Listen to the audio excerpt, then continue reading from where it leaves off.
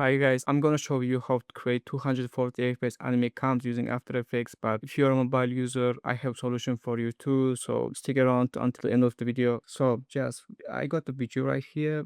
It's from the Blossom Flower, whatever it is. The name is Waguri, and why I choose this, because there's a lot of movements right here. So the thing we need to do first is the anime creators use 24 FPS, which is the standard for anime industry, but if you're going to interpolate and then turn it to the 240 FPS, as you can see from here, it's 24 FPS. Our video is 24 FPS. So first thing what we need to do is that if you're gonna see all the frame by frame, as you can see, there is some movement. As you can see, there is a movement.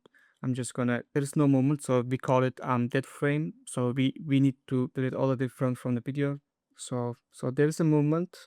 I'm gonna go till there's another movement. I'm just gonna press Ctrl Shift and D, and here's movement till the next movement. I'm gonna do the same for all the video right here. As you can see, there is a hair movement, so I'm just gonna do this to the hair movement too, and I'm just gonna skip this part so you're not gonna waste your a lot of time. So here we got all the clip right here. Here we got the frames. So you're gonna choose from the bottom of the frames. You're gonna press Shift and the last frame of the video, and you're gonna drag from anywhere till to the start of the frame. As you can see, it deletes all the frames right here. So, and next thing, you're gonna press the right side of the mouse, and you're gonna choose the keyframe system, and you're gonna just gonna sequence the layers, and that's okay. So just turn off the audio. And as you can see, it just kills all the dead frames, but it's not so smooth. So what we're not gonna do from here?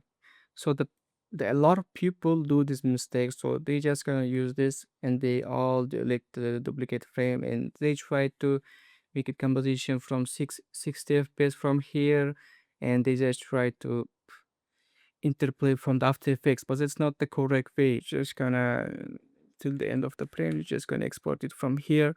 As a 24 FPS, you just need to export from 20 from FPS. Yep. I'm just gonna export here, test one. And we got another code called FlowFrames. It's free website actually. You can get it for free. You just need to download FlowFrames from here.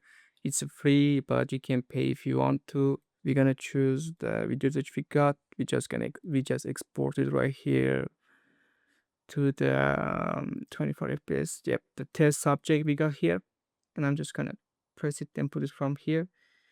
And from here, as you can see, a output FPS and speed is 24 FPS, but you're gonna choose the 10x, so it's gonna make it 240. If you want, you can make it 8, you can make it 6. It's just that's something that you might decide. And you can choose 2x slow-mo, 4x, 8x, but the normal speed is good for me. I don't like it in the slow-mo.